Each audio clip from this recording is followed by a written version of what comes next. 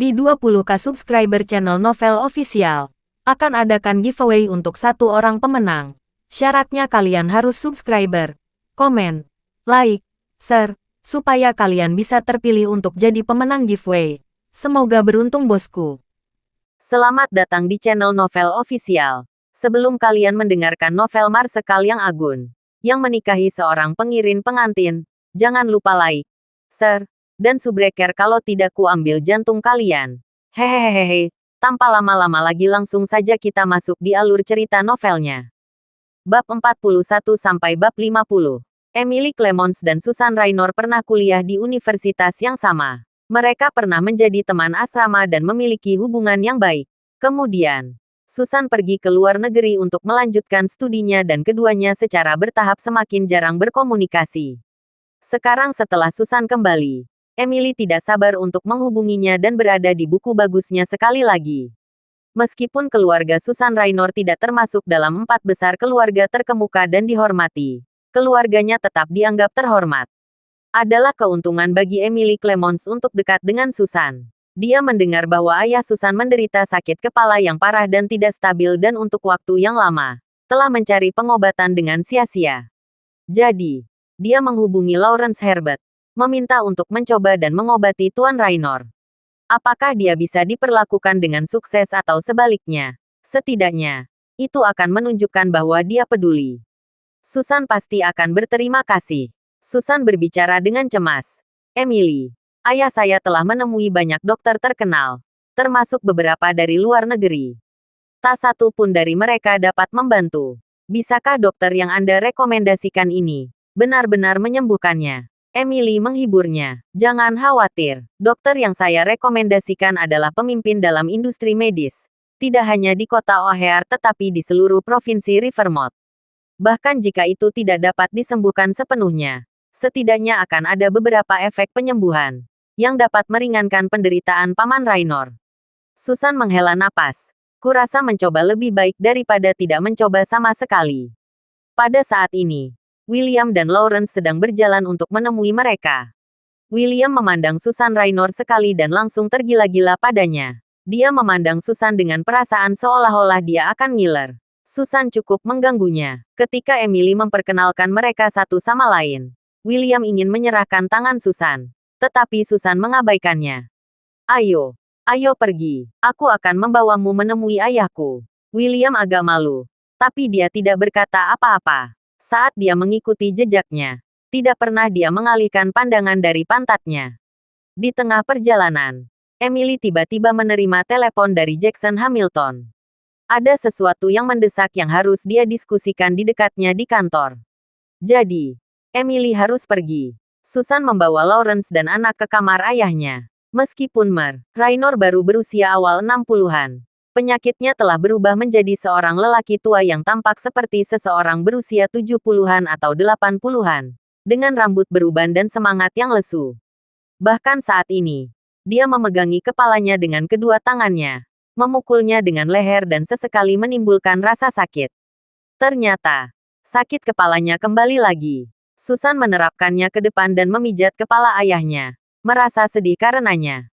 Ayah, aku telah mengundang dokter terbaik Rivermouth di bidang ini untuk datang dan mengunjungimu. Biarkan dia mengobatimu. Sakit kepalamu akan hilang dalam waktu singkat. Tuan Raynor menghela nafas sedih. Oh, penyakitku. Aku tahu betul.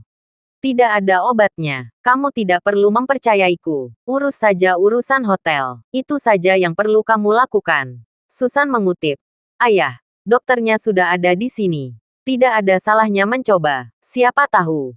Kali ini mungkin berhasil. Tuan Raynor membatalkan diri. Baiklah. Kalau begitu, lakukan sesukamu. Susan dengan cepat memberi isyarat kepada Lawrence untuk memulai. Lawrence dengan cepat maju ke depan.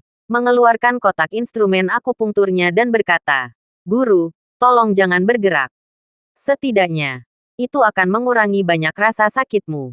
Tiba-tiba, Pak Raynor tertawa terbahak-bahak. Dia tidak tahu seberapa terampil pria ini sebagai ahli akupuntur. Tetapi yang pasti, dia adalah seorang penjahit yang terampil. Begitu banyak ahli otak dari berbagai negara telah berkonsultasi tetapi tidak dapat menemukan obatnya. Akan sangat aneh jika seorang praktisi pengobatan tradisional Tiongkok dapat membantu. Kesan pertama Raynor tentang Lawrence Herbert tidak baik. Lawrence Herbert dengan terampil memasukkan jarum akupuntur ke Raynor. Sebagai praktisi TCM berpengalaman, ia melakukannya dengan cekatan. Seperti kata pepatah Cina, seseorang yang tahu dapat membedakan keterampilan sementara orang yang tidak hanya bisa menonton sebagai penonton. Susan Raynor tidak memiliki pengetahuan tentang akupuntur. Saat dia melihat keterampilan dan ketangkasan Lawrence Herbert, dia merasa dirinya tumbuh lebih dan lebih penuh harapan. Cukup cepat, akupuntur selesai. Kepala Raynor ditutupi dengan jarum perak, menyebabkan dia menyerupai landak. Lawrence menghela napas lega. Selesai. Pengobatan selesai. Setelah 5 menit, jarum akan dilepas. Lebih dari 50% rasa sakit harus hilang setelahnya. Dengan penuh terima kasih, Susan berkata, "Terima kasih, Tuan Herbert." Namun, sebelum dia bisa selesai berbicara, dia dengan jelas melihat sudut mulutnya berkedut. Setelah itu, seluruh tubuhnya mulai berkedut. Tubuhnya lemas dan dia merosot ke bawah. Oh, Susan menjadi khawatir. "Ayah, kamu baik-baik saja." Lawrence Herbert bereaksi cepat, menangkap Raynor sebelum dia jatuh ke lantai. Setelah mengamati Tuan Raynor, Lawrence Herbert berkeringat dingin. Wajah Raynor memucat dan napasnya tidak teratur. Jelas bahwa akupuntur yang diberikan Lawrence telah gagal dan menyebabkan penyumbatan pembuluh darah di otak. Sangat mungkin bahwa otaknya dapat mengalami kerusakan yang tidak dapat diperbaiki. Dia sangat meremehkan kondisi penyakit Raynor mulai mengalir dari telinga Raynor. Ini adalah tanda infak serebral. Tanpa perawatan yang tepat, Pak Raynor pasti akan mengalami infak serebral. Probabilitas kematian adalah 70 hingga 80%. Namun, dengan beberapa instrumen yang dia bawa, dia tidak mungkin bisa merawat pasien dalam situasi saat ini. Ini sudah berakhir untukku. Jika sesuatu terjadi pada Tuan Raynor dan jika keluarga Raynor menganggapku bertanggung jawab dengan pengaruh dan kekuasaan mereka, aku sudah menyelesaikan. Susan panik. "Tuan Herbert, apa yang terjadi pada ayahku?" Lawrence menelan ludah, mengambil napas dalam-dalam untuk menenangkan diri. Diam-diam, tidak terlihat oleh siapapun, dia menyeka darah dari telinga Raynor, berpura-pura tenang. Dia berkata, "Bukan apa-apa, hanya reaksi biasa. Saya tidak bisa melakukan langkah berikut sendirian. William, pergi dan minta Daniel Hinton membantu saya." Dia bersiap untuk memanggil Daniel atas apa yang telah terjadi dan menyalahkan Daniel. William segera menyadari bahwa ada sesuatu yang salah. Dengan cepat, dia berlari ke Daniel untuk meminta bantuan. Di meja Daniel, keluarga itu dengan senang hati menikmati makanan lezat mereka. Setelah mendengar kata-kata William bahwa kehidupan dalam bahaya, Daniel Hinton langsung menjadi cemas. Banyak dokter yang peduli dengan pasiennya. Dan bagi seseorang seperti Daniel Hinton, nyawa pasien adalah yang terpenting. Dia bersiap untuk pergi dan membantu. Hana, di sisi lain, memiliki pendapat yang berbeda. Dia tidak menyukai keluarga Lawrence dan tidak ingin Daniel pergi dan membantu mereka. William memohon, "Aku mohon padamu, tolong jangan tunda. Kalau tidak, seseorang mungkin benar-benar mati." Selanjutnya, jika Tuan Raynor sembuh, apakah dia tidak akan memberikan hadiah? Ini adalah kesempatan bagi keluargamu untuk naik dari yang biasa-biasa saja. Hana akhirnya yakin. Dengan enggan, dia setuju untuk membiarkan Daniel pergi. Seluruh keluarga mengikuti William ke kamar Raynor. Lawrence membayangkan Daniel Hinton. "Daniel, pegang kepala Tuan Raynor dengan stabil untuk saya dan saya akan melakukan akupuntur." Daniel buru-buru menjawab, "Ya, saya akan melakukannya." Saat dia akan membantu, Zeke berhenti. "Ayah, sebaiknya kamu menghindari ini." Zeke telah melihat Raynor menunjukkan tanda-tanda cerebral infak. Lawrence dan Daniel tidak dalam posisi untuk mengobatinya. Faktanya, mereka hanya bisa membahayakannya lebih jauh. Susan Raynor menatap Zeke dengan marah. "Jika kamu tidak akan membantu orang yang bernafas, bagaimana kamu bisa layak mendapat gelar dokter?" Daniel mendorong tangan Zeke ke samping dan berjalan untuk membantu. Dia berkata, Raynor benar. Zeke, jangan hentikan aku. Menyelamatkan nyawa itu penting." Zeke menghela nafas. "Oh, sepertinya aku harus menyelamatkan hidup hari ini." Daniel Hinton memegang kepala Mer. Raynor dengan mantap untuk Lawrence Herbert yang sedang mendisinfeksi jarum yang akan digunakan untuk akupuntur. Namun, saat dia siap untuk memasukkan jarum akupuntur, dia menatap Daniel Hinton dan berseru, "Sialan. Daniel, apakah kamu menyentuh jarum perak yang baru saja aku masukkan ke kulit kepala Tuan Raynor?"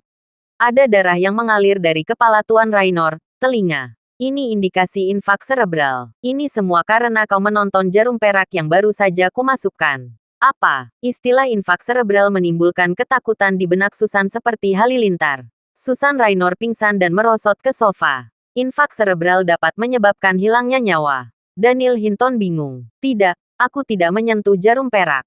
Saat aku memegang Mer Raynor tadi, sudah ada darah yang mengalir dari telinga. Kamu berbohong, Lawrence Herbert berkata dengan marah. Saya telah melakukan pekerjaan akupuntur yang baik pada Tuan Raynor. Dia akan bangun. Anda yang harus menyalahkan karena cakupan jarum. Sekarang teknik akupuntur telah gagal. Anda telah membunuh Tuan Raynor. Anda seorang pembunuh. Nona Raynor, cepat, panggil beberapa penjaga untuk menangkap pembunuh ini. Dengan gigi terkatup, mata Susan Raynor memerah saat dia berseru. Penjaga keamanan, tangkap seluruh keluarga ini. Pada saat itu, dia bingung dan tidak punya waktu untuk berpikir. Dia hanya menerima semua yang dikatakan Lawrence sebagai kebenaran. Dari luar pintu masuk, dua penjaga keamanan berotot besar masuk. Fisik mereka cukup tangguh. Keluarga Lacey ketakutan. Pembunuhan. Korban selanjutnya adalah Pak Raynor. Bagaimana mereka bisa disalahkan? Hannah dan Lacey mulai memohon pada Susan Raynor. Susan Raynor tidak memedulikan mereka. Sebaliknya, dia memerintahkan penjaga keamanan untuk menangkap Daniel Hinton. Daniel mengalami gangguan mental. Baru kemudian dia menyadari ada kemungkinan besar bahwa Lawrence telah menariknya. Lawrence ingin mengubah kesalahannya. Dia benar-benar menyesal tidak mendengarkan Zeke yang telah diperingatkannya untuk tidak terlibat dalam perawatan akupuntur. Saat ini, dia tidak hanya masuk ke dalam perangkap. Dia juga telah membahayakan keluarganya juga. Dia terpesona dengan gigi dan memantulkan Lawrence. Lawrence Herbert, kau bajingan. Kau memikatku. Lawrence Herbert tersenyum ketika rencana jahatnya telah berhasil dilaksanakan. Seorang penjaga keamanan mengulurkan tangannya untuk menangkap Daniel. Namun, Zeke bergerak lebih cepat. Dia menangkap leher kedua penjaga keamanan, mengangkat mereka ke udara dan kemudian membiarkan mereka pergi. Penjaga kedua terlempar keluar. Seluruh cobaan itu memakan waktu kurang dari 3 detik. Tak satu pun dari penjaga memiliki cukup waktu untuk bereaksi. Zeke menopang Daniel Hinton dengan tangannya dan berkata, "Ayah, jangan khawatir. Ketika ayah menerimaku ke dalam keluarga, aku berjanji kepadamu bahwa apapun tantangan yang kita hadapi, aku akan menghadapinya untukmu." Daniel putus asa. Anda akan mengambil mereka untuk kita. Dengan kekuatan apa Anda bisa melakukan itu? Dalam situasi sekarang, bahkan jika dewa-dewa yang turun dari surga tidak dapat menghidupkan kembali Tuan Raynor. Dia menyampaikan suaranya dan berkata, "Pergi, cepat bawa Lacey dan pergi. Jangan khawatirkan kami." Lawrence mulai berteriak, "Mes Raynor, panggil polisi. Cepat, panggil polisi. Orang ini pernah dipenjara sebelumnya. Jika dia pergi, akan sulit untuk menangkapnya." Susan meraih telepon dengan panik dan menelepon polisi. Zeke berteriak marah. "Tidak berbakti. Kamu tidak berpikir untuk membantu ayahmu tetapi berpikir untuk memanggil polisi. Betapa bodohnya kamu." Lawrence membantah. "Apa yang bisa membantu? Tuan Raynor menderita infak serebral. Ini akan menyebabkan kematian otak dalam waktu kurang dari setengah jam. Dan dia bahkan tidak akan punya waktu untuk pergi ke dokter." Zeke berkata, "Aku bisa menyelamatkannya." Lawrence Herbert bertanya, "Apakah Anda bahkan memiliki gelar kedokteran?" "Tidak. Saya tidak, Mes Raynor. Anda telah mendengar apa yang dia katakan. Dia bukan seorang dokter yang memenuhi syarat. Panggil polisi, cepat. Jangan biarkan dia menyentuh ayahmu." Zeke telah berjalan ke Mer Raynor dan siap memberikan akupuntur. Zeke telah menemukan teknik yang dikenal sebagai Ammo Needle itu memiliki efek yang luar biasa. Susan menjadi panik. "Konyol. Jangan berani-berani menyentuh ayahku." Pada saat itu, dua penjaga keamanan lagi mendengar pengangkutan dan pengangkutan masuk. Susan Raynor buru-buru memerintahkan, "Cepat, hentikan dia. Jangan biarkan dia menyentuh ayahku." Saat kedua satpam itu hendak bergerak, Zeke tiba-tiba meraih cangkir teh di sebelahnya dan meremasnya kuat-kuat. Cangkir porselen berubah menjadi bubuk di tempat, mengalir di antara jari-jarinya. Saya mempunyai kekuatan untuk menyelamatkannya atau membunuhnya. Jika ada yang berani menghalangi saya akan membiarkan dia berakhir seperti cangkir teh ini. Ketika Dewa Perang menunjukkan kekuatannya, dia tak terbendung. Semua orang yang hadir tercengang oleh tampilan kekuatan besar. Tidak ada yang berani bergerak. Perasaannya, seolah-olah pria ini telah berubah menjadi gunung kekuatan besar yang hanya bisa dilihat dari jauh dan tidak bisa didekati. Zeke dengan sabar mengoleskan jarum di punggung Raynor untuk menyembuhkannya dengan akupuntur. Setelah 2 menit, Susan Raynor kembali tenang. Dengan gigi terkatup, dia berbicara. Pria yang tidak tahu malu. Jika kamu berani menyakiti ayahku, aku akan menuntutmu membayar dengan nyawamu. Daniel berkeringat cemas saat dia berteriak. Zeke, berhenti, berhenti cepat. Kamu tidak memiliki kemampuan untuk membantu.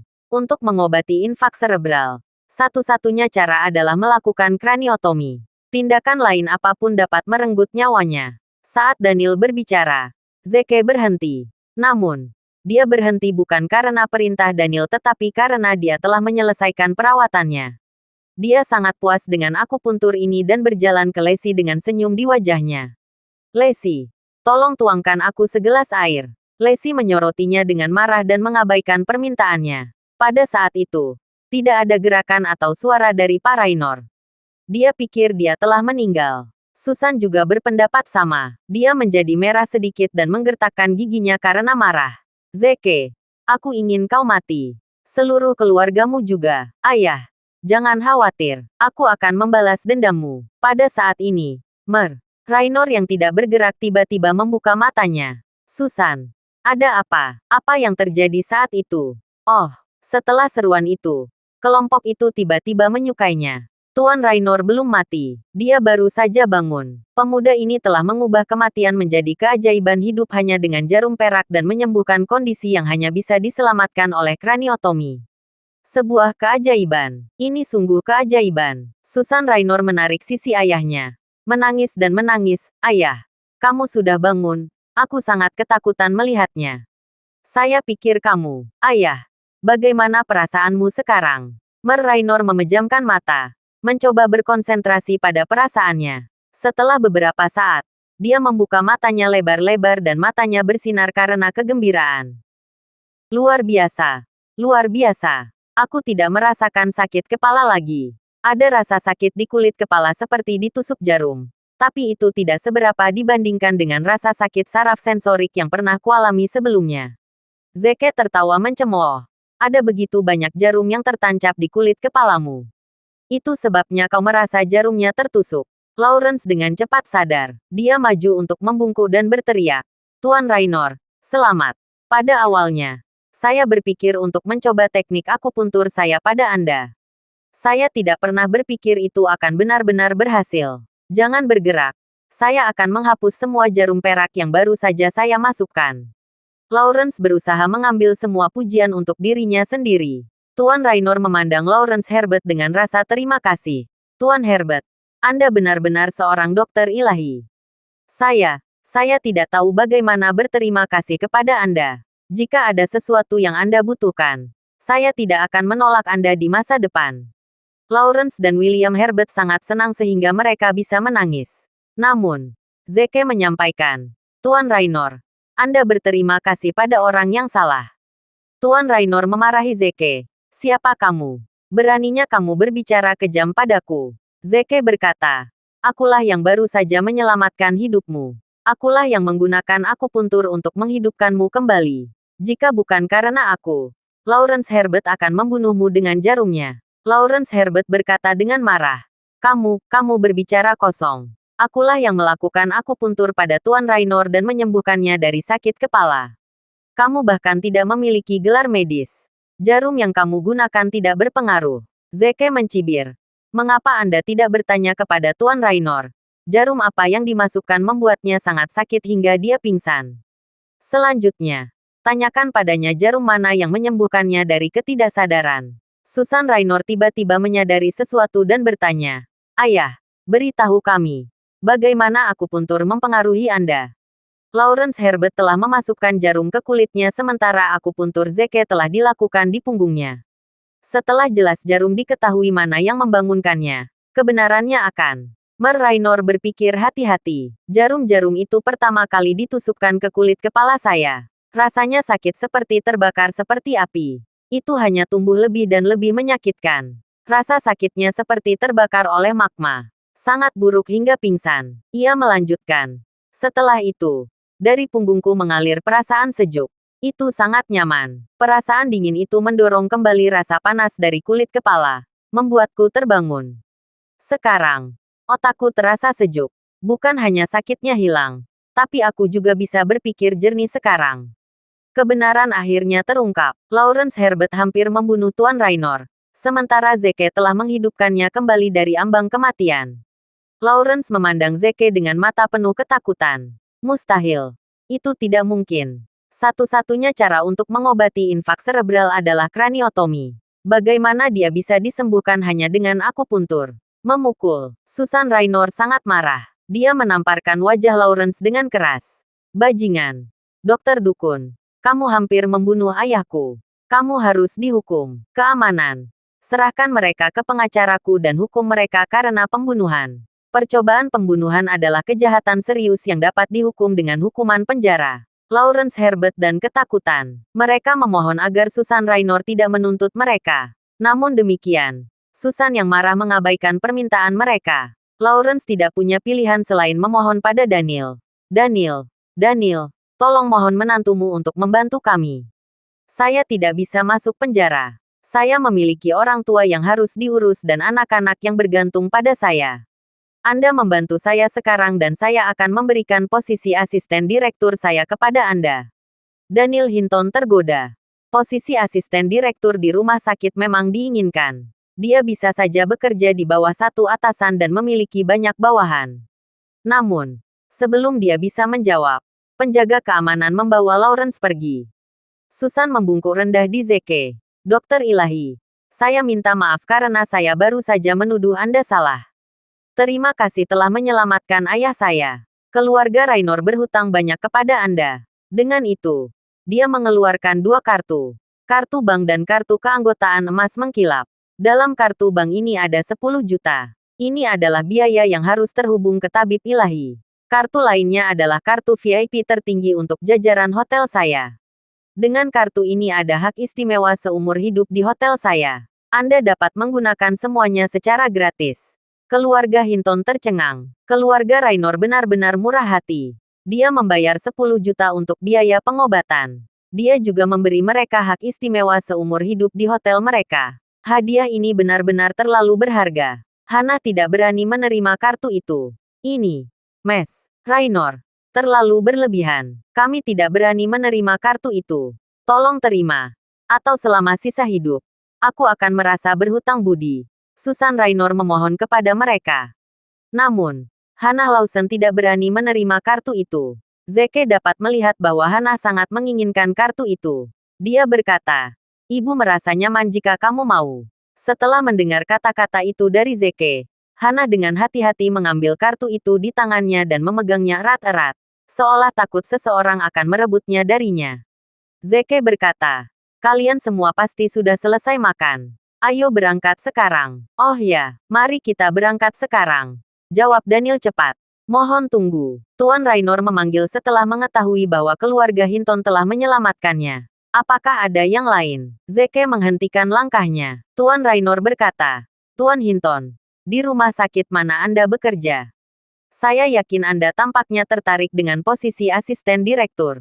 Saya punya teman di industri medis. Saya bisa membuat beberapa pengaturan. Tuan Hinton, izinkan saya memiliki detail kontak Anda. Akan menguntungkan untuk tetap berhubungan dengan tabib ilahi ini." Daniel pembohong dengan gembira. Dia segera memberitahu mereka nama dan nomor kontaknya. Susan dan dia membawa kembali ke tempat keluarga Hinston. Mer Raynor menghela napas lega. "Aku tahu itu. Ada banyak tokoh terkemuka di kota O'Hare. Susan juga menginginkannya. Kamu benar. Sungguh bermimpi. Seseorang seperti dia akan memberikan sesuatu yang bisa dibanggakan oleh praktisi TCM di tingkat internasional." Tuan Raynor menjawab. Mari kita meninggalkan keluarga Hinton untuk sementara waktu. Sudah kubilang untuk mencari Tuan Zeke. Apakah dia sudah datang? Tunggu. Susan bergidik tiba-tiba. Ayah, maksudmu tamu yang kita sambut hari ini adalah Zeke? Pak Raynor bingung. Ya, bagaimana, ayah? Pria itu tidak lain adalah Zeke. Susan Raynor memberitahu ayahnya. Apa? Tuan Raynor terkejut. Dia tenggelam dalam pikirannya untuk beberapa waktu. Bos-bos kita adalah pria yang sangat muda dan luar biasa. Maksudku, dia memiliki keterampilan medis yang hebat. Teman-temannya sama sekali bukan tandingannya. Sayang sekali, dia sudah menikah. Kalau tidak, Raynor mengintip Susan sebelum menyelesaikan kalimatnya. Susan tersipu tiba-tiba karena dia tahu apa yang sedang dilakukan ayahnya. Ayah, apa yang kamu bicarakan? Aku tidak ingin menikah dengan orang lain selain Marsekal Agung. Baik, aku mengerti. Raynor mengingat dan menemukan putrinya yang lucu pada saat yang sama. Susan adalah wanita muda yang cakap, tetapi dia memiliki harapan yang terlalu tinggi dalam hal teknis. The Great Marshal adalah seseorang di luar jangkauan kita. Jika Marsekal Agung adalah patokan yang dia miliki untuk pasangan masa depannya, aku khawatir dia akan menghabiskan sisa hidupnya sendirian. Susan menelepon Emily begitu dia sampai di kantornya.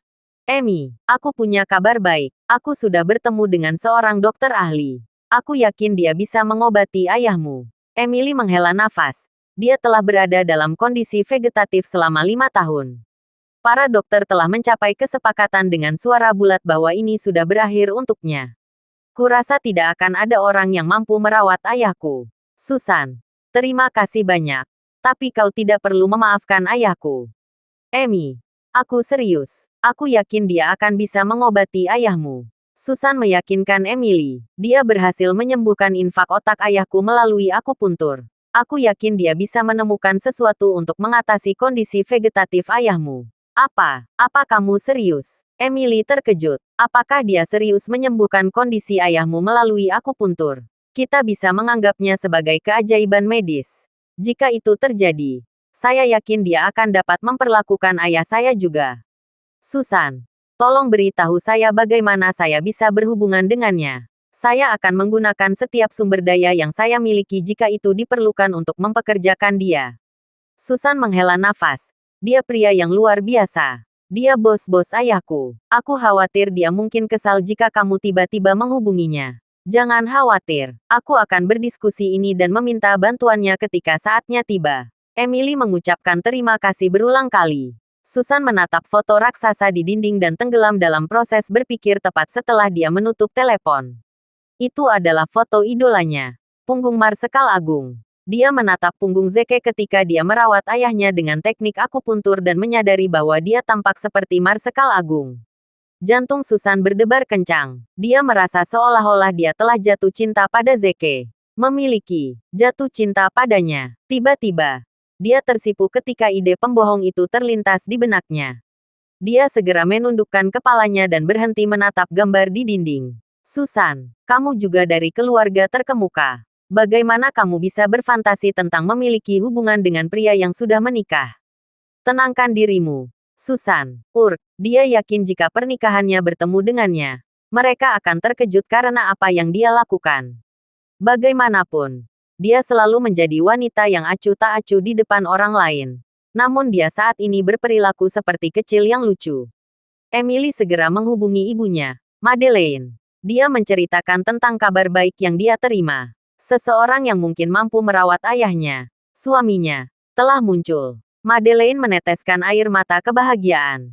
Dia mendesak Emily dan menyuruhnya untuk mendapatkan bantuan praktisi yang terampil dengan segala cara. Tidak peduli apa yang diperlukan. Mereka bertekad untuk menyelamatkan ayah Emily. Emily menutup telepon dan berjalan ke gedung Hamilton Construction. Jackson telah meneleponnya dan meminta untuk mampir ke perusahaan dengan perasaan cemas sebelumnya. Oleh karena itu, dia melakukan rekonstruksi seperti yang dia minta. Sementara itu, Jackson membuat ulah di dalam kantornya. Darren Collins berani menikam pewaris keluarga Hamilton di depan Hamilton. Karena itu, Jackson sangat marah dan hampir kehilangan ketenangannya. Dia melampiaskan kemarahannya pada Emily saat dia muncul. Emily. Dasar B*****. Lihat apa yang telah kamu lakukan. Emily bergidik ketakutan ketika dia melihat dia menjadi balistik. Jackson, ada apa? Dasar bodoh. Ini salahmu. Kaulah yang mengusulkan ide itu. Tegur Jackson. Darren membelakangiku dan menikamku. Apakah kamu yakin kamu bukan salah satu kaki bergandengan tangan? Semuanya tampak terlalu mencurigakan. Emily tercengang ketika dia mendengar kata-katanya. Dia adalah orang yang telah mendorong Jackson ke dalam tindakan sebelumnya. Emily menyuruh Jackson untuk memaksa pemasok dan berhenti memasok lesi dengan baja yang dibutuhkan pabriknya. Emily yakin pabrik baja lesi tidak akan berhasil melewati krisis. Namun, dia berhasil menahan diri melalui krisis dan membalas budi kepada Jackson. Akibatnya, dia ditikam dari belakang. Emily segera memohon maaf. Jackson, aku tidak pernah tertarik padamu dengan Darren. Ini salah paham. Pasti salah paham. Jackson sangat marah. Keluar dari perusahaanku. Tidak ada anak perusahaan Hamilton Group yang akan mempekerjakan karyawan sepertimu lagi. Aku akan menangani keluarga Hinton sendirian. Kamu harus berhenti menghalangi jalanku. Rasa dingin menjalari tulang punggung Emily ketika dia mendengar kata-kata Jackson. Dia adalah spesialis pengadaan untuk keluarga Hamilton. Terlebih lagi, dia menikmatinya karena dia akan diberi kompensasi yang mahal dalam bentuk uang. Hidupnya akan terbalik jika dia kehilangan pekerjaannya sebagai spesialis pengadaan. Dia memohon Jackson untuk menunjukkan belas kasihan dan bahkan mencoba merayunya. Namun, Jackson bertekad untuk mengakhiri Emily karena dia mengira sebagai orang di balik jaminannya. Pada akhirnya, Emily harus mengemasi barang-barangnya dan meninggalkan gedung Hamilton Construction. Dia telapak tangan dan kuyu dengan pikiran kemana-mana. Emily menatap orang yang lewat di jalan dan tenggelam dalam pikirannya. Dia tidak tahu apa yang harus dilakukan selanjutnya. Tiba-tiba, sebuah brosur menarik perhatiannya. Dia mengambil dan memeriksa isinya. Keluarga Schneider, salah satu konglomerat terkemuka di O'Hare City sedang merekrut. Mata berbinar saat melihat posisi spesialis pengadaan. Dia telah berhasil menghasilkan banyak uang saat dia terikat dengan keluarga Hamilton. Emily yakin dia akan bisa mendapatkan lebih banyak dengan keluarga Schneider. Saya khawatir saya hampir tidak dapat memenuhi persyaratan minimum dengan kemampuan saya. Oh, Hotel Susan adalah salah satu aset keluarga Schneider. Saya yakin Susan akan dapat membantu saya. Jika dia mau membantu saya yakin saya akan berhasil. Dia segera menelepon Susan setelah dia mengambil keputusan.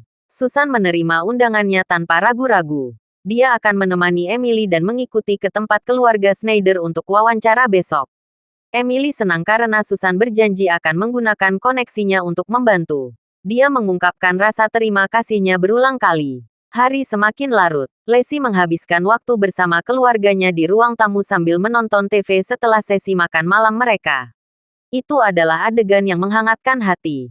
Daniel meraih sebatang rokok dan menyerahkannya kepada Zeke. Zeke, bergabunglah denganku. Sebatang rokok setelah makan malam adalah yang terbaik. Zeke mengambil rokok itu. Terima kasih ayah. Lacey mengerutkan kening. Zeke, matikan rokoknya. Apa kau lupa apa yang kukatakan padamu? Aku hanya akan mengizinkanmu mengadiliku jika kau berhenti merokok. Daniel memutar bola matanya. Gadis bodoh. Apa yang kamu bicarakan? Apa yang salah dengan Zeke merokok untuk melepaskan stresnya? Itu yang dilakukan pria untuk menghilangkan tekanan yang menumpuk. Sama halnya dengan minum. Zeke, lupakan saja dia. Bertahan denganku. Lacey kesal saat dia menoleh ke arah Hannah. Bu, lihat ayah. Cepat matikan rokok mereka. Namun, ibunya memutuskan untuk memihak Daniel sebagai gantinya. Kurasa ayahmu benar, Daniel. Kenapa kamu tidak mengambil beberapa menara bangau kuningmu yang berharga dan membaginya dengan Zeke? Zeke, tolong jangan mengindahkan kata-kata Lacey. Dia pasti dimanjakan oleh kita dulu. Orang tua Lacey akhirnya menyadari betapa luar biasanya Zeke setelah apa yang terjadi hari ini. Oleh karena itu, sikap mereka berubah ketika mereka akhirnya belajar bagaimana menghargai kehadirannya. Lacey teringat melihat bagaimana reaksi orang tuanya. Arg, Mama, bagaimana Anda bisa bertahan pada saya? Anda adalah orang yang menetapkan aturan. Anda bilang tidak boleh merokok di rumah. Lacey merasa kesal saat dia duduk sendirian, mengabaikan mereka. Daniel kembali dengan menara bangau kuning yang dia simpan untuk acara-acara khusus. Dia menyerahkan bungkusan kepada Zeke. Zeke, Lacey dan kalian sudah tidak muda lagi. Kalian berdua harus segera menikah. Maksudku, kalian tidak ingin kami mengakui kalian, kan? Hana mendesak mereka. Zeke mengangguk. Bu. Itu juga yang ada dalam pikiranku. Aku tahu Lesi selalu menginginkan upacara pernikahan yang megah. Oleh karena itu, saya ingin mengadakan upacara pernikahan akbar di aula besar yang dapat menampung setidaknya 10.000 tamu.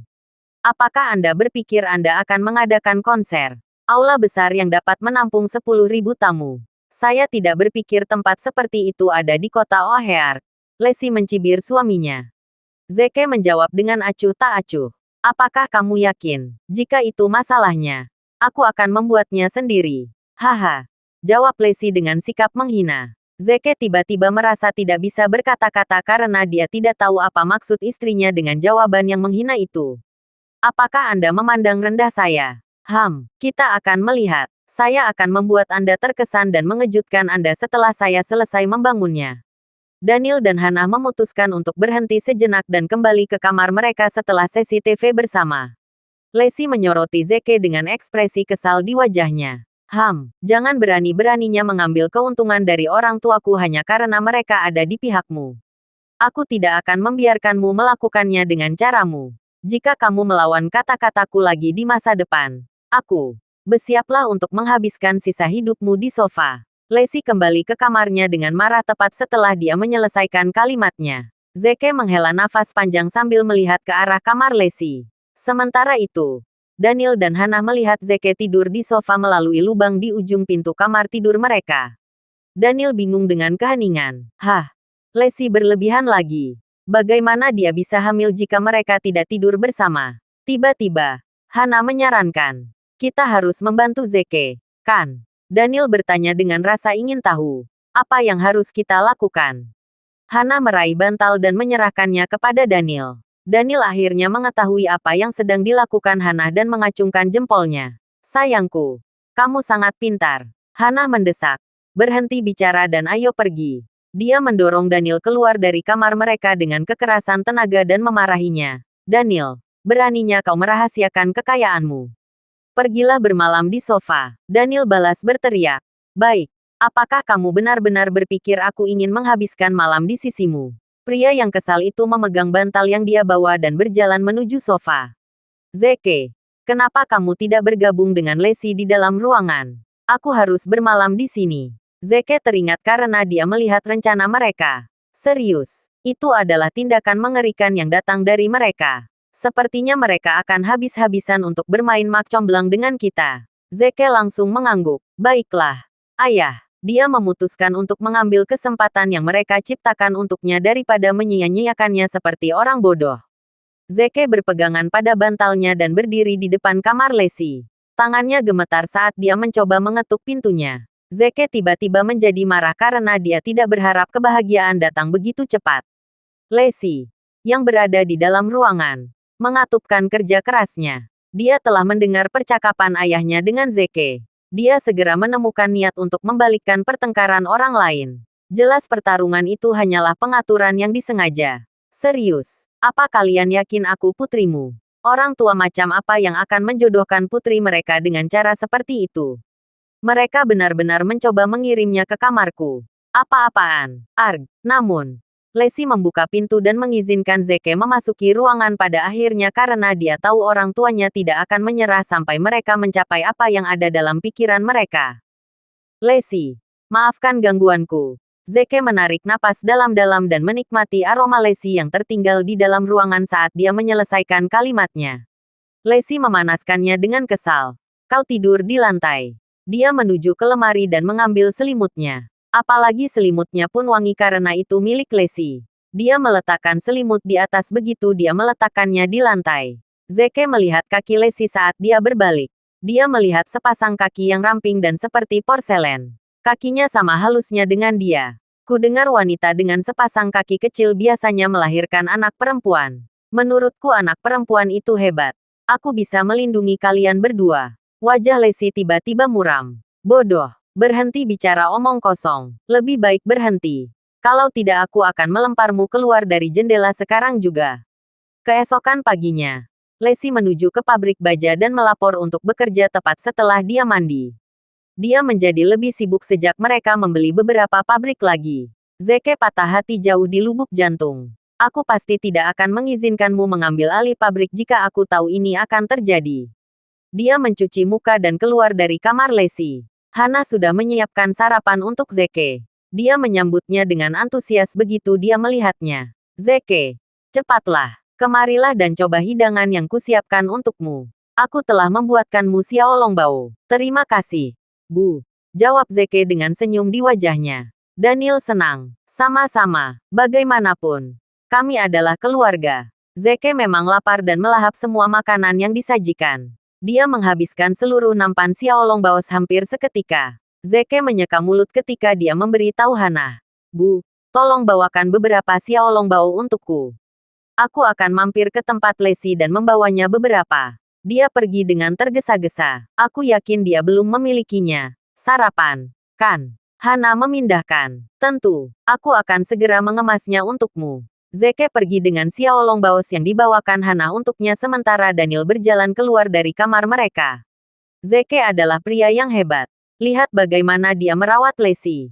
Hana memutar bola matanya kesal. Kau benar, maksudku. Dia pasti lebih baik daripada pria tak berperasaan sepertimu. Zeke langsung menuju ke pabrik baja. Dia mengambil jalan memutar ketika dia melewati gedung keluarga Schneider karena dia perlu membuat Evan mulai mengerjakan aula besar yang akan dia butuhkan di masa depan untuk upacara pernikahan besarnya. Zeke bertemu dengan seorang kenalan saat dia memasuki menara Schneider. Susan sedang menunggu Emily karena dia akan ikut dengannya ke sesi wawancara. Dia terkejut karena dia bertemu dengan Zeke sebelum Emily ada di sana. Susan memulai menuju Zeke dan menyapanya. Tuan Williams, kebetulan sekali bertemu Anda di rumah keluarga Schneider. Zeke menjawab dengan acuh tak acuh. Saya di sini untuk menjalankan peran saya sebagai supervisor. Pengawas. Susan tercengang ketika dia mendengar kata-katanya. Tetapi berhasil kembali ke akal sehatnya hampir seketika. Zeke adalah bos-bos ayah. Bos ayahnya adalah Evan Schneider. Itu akan menunjukkan bahwa menara Schneider milik Zeke juga. Susan mengangguk. Saya yakin Tuan Williams memiliki banyak hal yang harus ditangani. Dapatkah saya minta waktu Anda beberapa detik? Tuan Williams. Zeke menjawab. Bicaralah. Susan meraih kartu undangan yang dia bawa. 10 hari kemudian. Forum Asosiasi Medis Global akan diadakan di kota O'Hare. Ayah saya adalah penasihat forum tersebut. Dan dia akan senang jika Anda menjadi tamu terhormat. Bolehkah saya tahu apakah Tuan Williams bebas untuk itu? Hari tertentu. Zeke menggelengkan kepalanya. Aku tidak bebas. Dia berjalan pergi tepat setelah dia menyelesaikan kalimatnya. Meninggalkan Susan sendirian. Apa? Itu dia. Namun, Zeke berbalik dan kembali ke Susan tak lama. Dia mengambil alih kartu undangan dan menjelaskan dengan nada tidak berperasaan. Ayahku mungkin tertarik. Dia berbalik dan pergi lagi setelah dia menyelesaikan kalimatnya. Susan mengerucutkan privasi kesal. Dia melemparkan beberapa pukulan udara ke arah Zeke. Pasti ada yang salah denganmu. Beraninya kau memperlakukanku dengan sikap acuh tak acuh seperti itu. Secara kebetulan, Emily, yang masuk ke dalam gedung, melihat betapa kesalnya Susan. Dia terkejut karena Susan selalu dikenal oleh orang lain sebagai wanita yang acuh tak acuh. Susan akan menjadi penuh dengan dirinya sendiri di depan orang lain dan berperilaku arogan setiap kali dia berada di sekitar pria lain. Itu akan membuatnya tampak seolah-olah dia tidak ingin ada dari mereka yang dilindungi. Namun, Susan benar-benar memperingatkannya dan melemparkan pukulan seperti gadis kecil yang kesal. Emily benar-benar terkejut dan berpikir sendiri. Apakah dia jatuh cinta? Ya Tuhan, pria macam apa dia yang bisa memenuhi hati wanita yang acuh tak acuh seperti itu? Emily dipindahkan ke sisi Susan. Susan, maafkan aku. Aku terlambat. Aku terjebak macet. Susan akhirnya kembali ke dirinya yang biasa acuh tak acuh. Tidak apa-apa. Oh, Emily, aku punya berita bagus untukmu. Aku bertemu dengan pria yang kuceritakan lagi padamu. Betulkah? Emily tiba-tiba menjadi marah. Di mana dia? Bisakah aku bertemu dengannya? Susan melihatnya. Sayangnya itu tidak mungkin. Dia adalah supervisor keluarga Schneider. Dia saat ini di menara untuk bekerja. Selain itu, dia adalah pria tidak berperasaan yang cenderung mengabaikan orang lain. Jangan khawatir, saya telah mengundangnya untuk berpartisipasi dalam forum asosiasi medis global yang akan diadakan dalam 10 hari. Saya yakin ibumu akan mengambil bagian di acara itu, kan? Aku akan memperkenalkannya pada kalian kalau begitu. Emily mengangguk penuh semangat. Terima kasih banyak, Susan. Kamu sangat membantu keluargaku. Susan mendesaknya. Ayo pergi. Sudah waktunya untuk wawancaramu. Kami tidak ingin menundanya. Emily berusaha memasukkan hidungnya ke dalam bisnis Susan saat mereka berjalan lebih jauh ke menara. Susan, jujur saja, apa kau punya sesuatu untuknya? Susan tiba-tiba merona. Bukan itu masalahnya. Apa yang kamu bicarakan? Lupakan saja. Dia segera menyangkal kata-kata Emily. Emily tersenyum dan meyakinkan Susan. Haha, Susan. Berhenti membohongiku dan juga dirimu sendiri. Sejujurnya, kalian tampak seperti pasangan yang diciptakan di surga. Maksudku, kamu adalah wanita cantik dari keluarga kaya sedangkan dia adalah pria muda yang luar biasa. Sebenarnya, Emily tidak bersungguh-sungguh dengan kata-katanya karena dia cemburu jauh di lubuk hati. Dia hanya mencoba untuk menyanjung Susan. Emily juga menyukai pria yang luar biasa. Dia adalah seorang dokter ilahi yang terampil dan supervisor Evan Schneider, pemimpin konglomerat teratas di kota O'Hare. Dia bertekad untuk merayu Zeke jika dia memiliki kesempatan untuk itu. Emily lebih suka menjadi kekasihnya jika dia tidak bisa menjadi istrinya. Dia hanya mengejar kekayaannya. Sementara itu, Zeke masuk ke kantor Evan dan menyampaikan instruksinya untuk membangun aula besar yang bisa menampung 10.000 orang.